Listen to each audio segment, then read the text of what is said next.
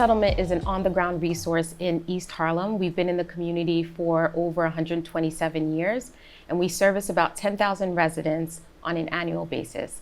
My name is Esther Kuykendoll, and I'm the Director of Youth Services. We'll start off with introduction, so I'll start off to my right. And I'm Dr. Rich. I'm the Associate Director of Intervention and Prevention Services. Sean Wynter, Deputy Director of Middle and Elementary School Programs. Tom Kitchen, I'm the Director of College Readiness Programs. So we're here to tell you more about youth services and the services we provide within the department. We service participants from K through 24. Within the department, we have college readiness, workforce development, prevention intervention services, largely funded by various funders, Department of Probation. NYCHA is a large funder. For our after-school programs, we're funded by Department of Youth and Community Development, and we also have community schools right here in East Harlem. On an annual basis, we service about 3,000 youth within East Harlem. So we'll start off with Sean and learning more about our after-school programs and our community school programs within the area. Sean, so why don't you start off by telling us about our programs within the area and how parents can enroll? Thank you, Esther. So we service K through 8 in the middle elementary school programs throughout the East Harlem area. We also have two community school-based programs which service the K through 8 also in their buildings. Our primary goal is to provide the best quality possible services to our students, whereby we're providing services in areas of SEL, academic support, sports, the arts, and other enrichment activities for the students. Can you tell parents how they can enroll in the program? Well, our programs are located, seven of our 8 programs are located in New York City Department of Education buildings with 1 community-based programs. You have the option of enrolling online. Also, if you find that a school is in your community, you have the option of going in person and registering with the on-site program. Thanks, Sean. Can you talk about how the programs are structured throughout the year and what programs are coming up for enrollment? So the program runs throughout the length of the school year, which is from September to June. One of the things that we try to do is ensure that we are aligning our programs with the offerings of the school and also offering services that the school community might not be able to offer. What does that look like? It means that we're taking the students on trips across the 5 boroughs. We're also partnering with community-based organizations such as Swan Kids to provide additional STEM resources. We currently also have a partnership with a junior NBA where we're working with young females who might be interested in sports, not just as an athlete, but also behind the camera in the offices and administrative roles. Thank you, Sean. We can go to college readiness. Can you talk about our college readiness services? Sure. We exist to make sure that the students in the populations that we serve, East Harlem, have access to college, right? We know that college is a great socioeconomic equalizer, right? But access can be an issue. So we start with middle school, but we also work with high school students. And first of all, putting in front of them, questions about, careers and connecting careers to college majors, right? Sort of generating interest. As they move into high school, we begin working on actual access, right? Choosing a list of target schools within their range. Talking about college applications, right? Helping them with college essays, taking them through the recommendation process, actually showing them online applications and working with them. We also work with them on the free application for federal student aid, the FAFSA, to make sure that they have the money that they need to go to college. So that's the access part.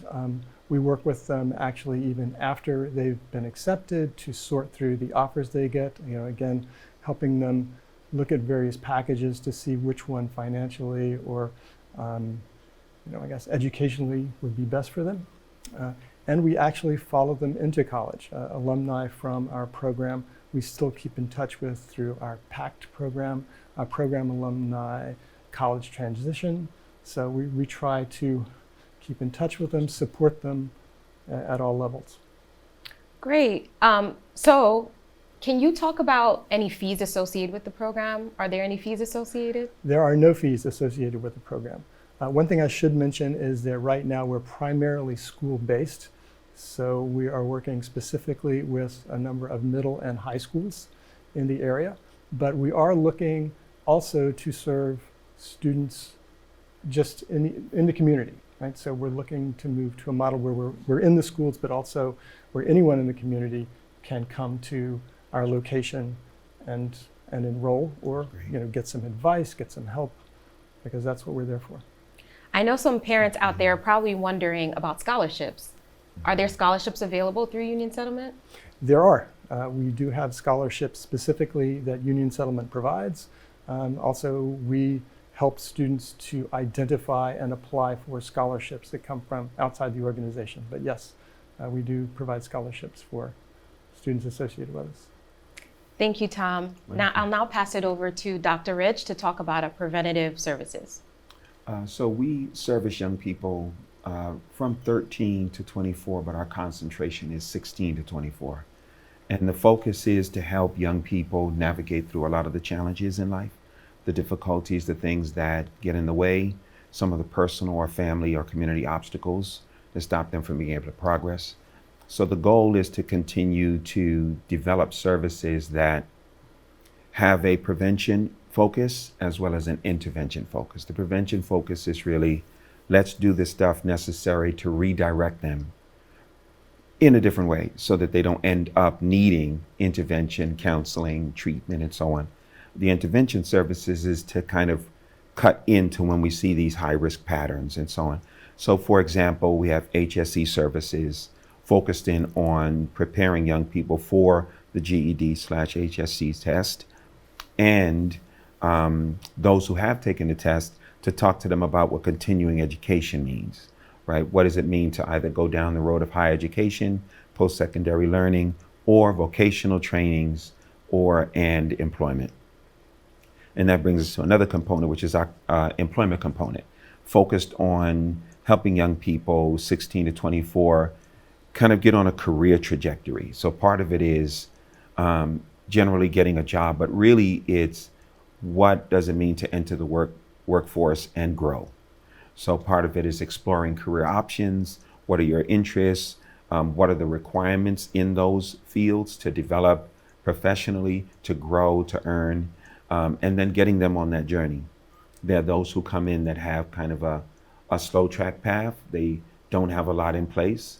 So the team works to help them get that stuff together. And then those who are on the fast track are those who are more ready to kind of get in the workforce right now.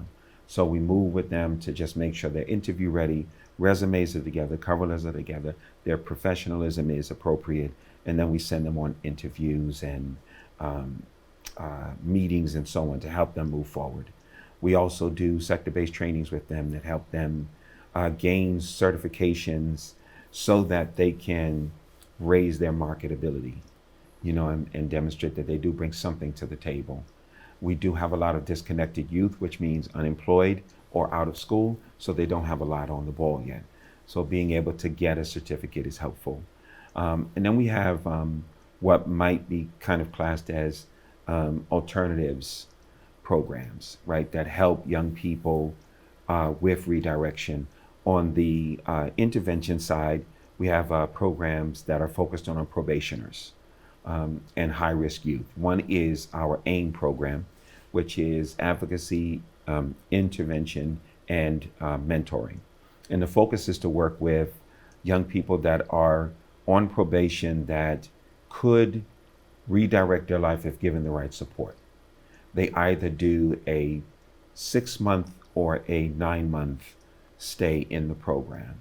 They're assigned a mentor and a probation officer, and they work with them around a strategic plan so that when they kind of go back to court, they have a positive path to put on the table, and that they've been doing really well.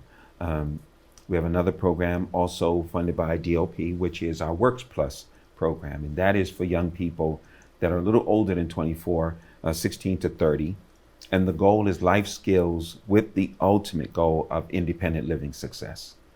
concentration on workforce readiness, job readiness, placement readiness, and then where are they weak in the softer skills? You know, communication, interpersonal communication, interaction with people, time management, and all of those things. So the team works with them under a case management program to help them gain those things.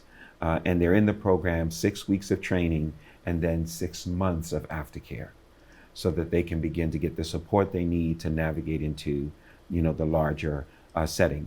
And then we do SYEP year round. Over the summertime, we do placement and what's called PBL, right? Project-based learning for the young ones and those who can get a placement work at different sites. And they work over the summer. And then after the summer, we have our work, learn, grow component, where a set of them are selected and they get a placement and they work with a school to get college credit towards going to college or towards moving into vocational school. They have to do a course with a particular college and they get those credits. So the program has really been successful, and we, you know, try to continue to push forward and build and grow and so on. And then we have a variety of little programs that are kind of our arts oriented, sports oriented interventions to give them alternatives. NYCHA funds a summer program with us that is focused on keeping young people off the streets 7 days a week. We have another program that is funded by the mayor's office and in partnership with PAL that helps young people through the arts to kind of get on a course of expression, nonviolence work, and so on. And then we have a transitional program, which is called the Hub, which is focused on linking young people to partners and services that will help them. So that's our adolescent young adult wing. Can you talk about options for youth that may not be ready for employment, right? But maybe they're interested in an internship. Yes. Can you talk about the internship opportunities that you Yeah, have? under our employment program, we are part of what's called the Works Progress Program. And it is focused on giving young people 3 months of paid internships, $16 an hour for 20 hours a week minimum. Depending upon when they come into the program, that 20 hours can increase. The goal is to give them a professional experience, allow them to earn something from it, and then afterwards see what path they want to go on. Some young people want to go directly to work. Some young people want to go to secondary, post-secondary work, and some are still navigating return to the high school zone, which means they'll either go back to school or join our HSE GED program. Okay. Can you talk about the hours of operation for Career Academy? How does someone I can imagine our young people are busy.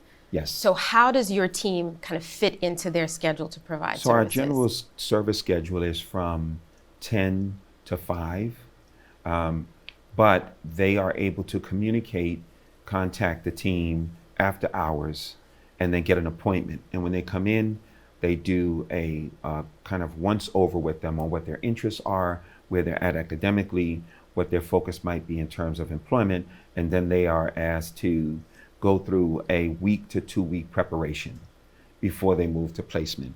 And that preparation also includes assessment as to whether they could be in the internship. And the internship could put them into activity after 5 o'clock, or it could put them into a placement during the daytime, depending upon what's real for them and what our partner options are. For example, last year we did sanitation, senior services, Meals on Wheels, and support services to young people. The year before, we did business placements with some of the small businesses in East Harlem that were willing to take on an intern. What if someone comes in without a resume? Is that something that your team can support From with? scratch. We take them from scratch. It's like you can either go, you've got everything in place. The fast track is bring the resume in, we polish it up, we get your cover letter together. Those who don't know anything about any of it, they start them first through this 1 week of training, and they say, okay, let's talk about why you need the resume and its structure, right? What are the kind of present day popular options on resume design? What is the information you need? For example, your educational experience, work experience, volunteer experience, programs that you've been in that were work-like an internship, and then they develop a cover letter, why that presentation is important, and then a follow-up call training that they go through. So they get the whole thing, so that when they go into the field, they're really ready to be challenged by the competitiveness that's out there. And it can be very competitive. Wonderful. Can you tell us more about the NYCHA STEP program? Yes. I know we're currently operating during the evenings, 7 days a week. When does the program end, and what does the program look like? So this makes our 6th year in partnership with NYCHA, which is public housing. And what they do is they give us the resources to run programs in the evening time, roughly from 5 o'clock to 10, 11 o'clock, depending upon which site. And they go Monday through Sunday. The ultimate goal is to provide them with alternative activities, keeping them engaged. There is a nonviolent focus and a focus away from high-risk behaviors that often take place over the summer and in the evenings and so on, so that if we can keep them engaged throughout the duration of the summer, roughly starting the first week of July and going to the last week of August, we're able to kind of reduce some of the negatives that take place in the community. And NYCHA works in partnership with other government organizations and so on related to the resources. And we've been in partnership with them, as I said, 6 years. And it's been really good. We have 3 sites that we usually do, which is connected to Washington houses, our Gaylord White Center, Jefferson houses. This year we have 2 sites to concentrate the services. And that includes, though, our Corsi Center, which is 307 East 116th Street, right off of 2nd Avenue. Can you talk about what services are in Corsi? Yeah, well, this is a good thing. We just started our Corsi site. We used to do work in there years ago. The community really asked us to come back and try to do more work. So what we've been doing is bringing HSE, employment and education, the alternative programs, which are our arts-based programs, and intervention services, which is the AIM program and the Works Plus program. Our SYEP operates out of that base as well. And again, it's on 116th Street, right off of 2nd Avenue. Can you talk about what the partnerships look like? I mean, we don't do this work alone, right? We don't do this work alone. So talk about your partnerships within prevention, intervention, more specifically, and how we use those partnerships to leverage programming. This partnership network that we've been able to build over the past, I would say 6 or 7 years, has been very critical to comprehensive service for us. Nobody does everything. You know, everybody has something that might be considered their programmatic strength. We have larger organizations that do more comprehensive services, and then we have smaller ones that do more selective service. And what we tried to do was to build a network. We were able to also get funding through the DA's office that helped us with that effort, and continue to nurture these kind of network partnerships. For example, Boys Club does comprehensive services for young people, children, adolescents, one of our partners. M&N, Manhattan Neighborhood Network, one of our partners, does media arts and also access to public access services. Iris House, which does mental health oriented stuff and sexual health stuff for youth and community. On the employment side, Strive, which does trainings as well as intervention stuff, re-entry work with adolescents and adults. Youth Action, Youth Build, which is kind of international organization that does work around building, construction, and does training with young people in the necessary certifications to work in those areas. Then we have lighter partners that help us with public, what we would kind of call the public assistance stuff, right? All of the things that people need if they have to get food, if they have food insecurity issues, if they have all of those types of needs. Little Sisters of the Assumption, or LSA, is one of our really, really committed partners, and they've done great work in this area. We also partner with Mount Sinai and Metropolitan Hospitals around comprehensive youth health services and so on. And then on the pure intervention side, we have a partner in Get Out, Stay Out. Acronym is GOSO, and the sub-organization under GOSO, which is SAVE, which is really bringing violence prevention, cure violence, intervention services to select communities in East Harlem. And we partner with them around trainings, around intervention work, connecting with Legal Aid Society, LIFT, and others. So we've really had a good comprehensive network build. So how do we find out more about the program, or how do we enroll? One, they can go to the site, which is Union Settlement site, but also we tend to give out our program numbers. My direct number is 646-245-5076, and that will link you to me, and I can connect you to the other sources. But we also will have some information on the screen later on for you to be able to access our comprehensive services. Okay, so in speaking of partnerships, as I mentioned, we don't do the work alone. We have an amazing partnership with Hunter College. They provide us with social work interns that work right here at Esperanza Prep Academy. And also we partner with Columbia University that provides us with interns. So I'll turn it over to the team here to talk about some unique partnerships that we currently have. So Sean, why don't you start off by describing what are some of the unique partnerships or experiences we bring to our students? So thank you, Esther, for that question. Dr. Rich, thank you for all the information you shared. It was a wealth of knowledge. So some of the partnerships that we've had with a lot of subcontractors go from ranging from areas in the STEM. Some of those include Swan Kids, which provide STEM-based activities for our students. One of the things one of the pillars that we stand on as an organization is try to expose our students to opportunities that they don't necessarily have within the day school because of limitations, budgetary issues, or limitations that the school, or I think a lot of the schools across the country are facing when it comes to adding additional resources. So we see that a lot of programs, a lot of schools have cut back in the arts. Our goal is to try to add those enrichment activities to our programs. Also, we're advocating for STEM-based activities where we're working with the school to create a parallel to provide services. Swan Kids, again, is one of our major partners that we work with.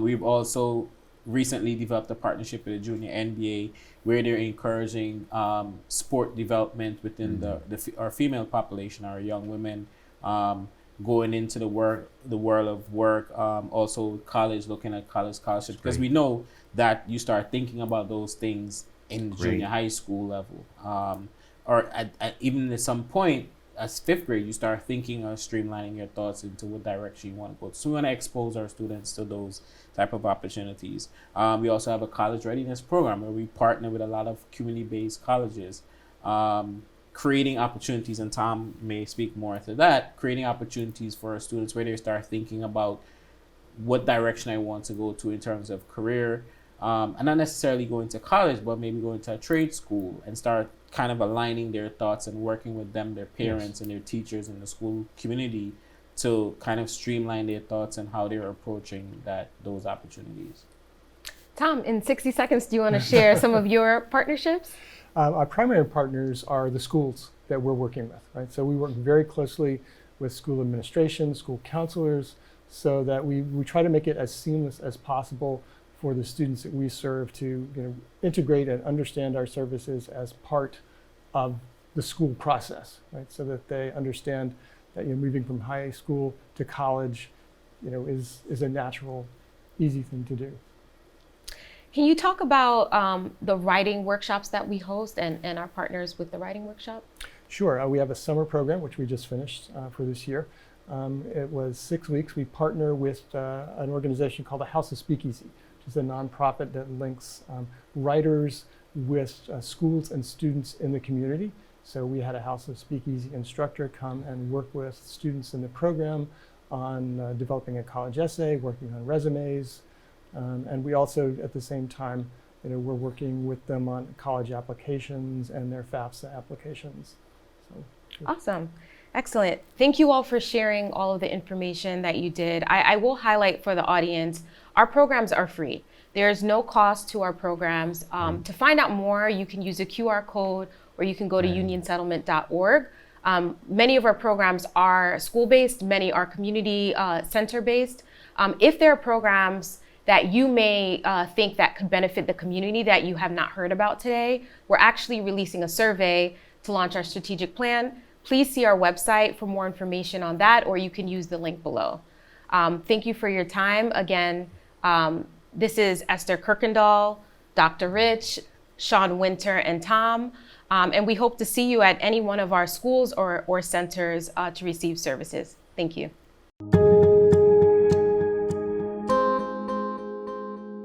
One hand, two legs. We were born in a high needs neighborhood, so challenges are par for the course. Our program was built for this, and it's just, okay, what's next? The systemic problems and the things that these communities were suffering with, they've come to light because of the pandemic.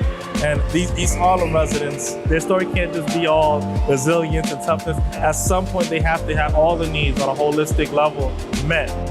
Different, definitely, but people in the community, they have hope because the organization is here to maintain, and we've done it for many years and we will continue to do it. It might be 6 feet apart, but it will still be everything that we come to expect. Arts, athletics, all types of projects that the children work on. I'm going to continue to provide it.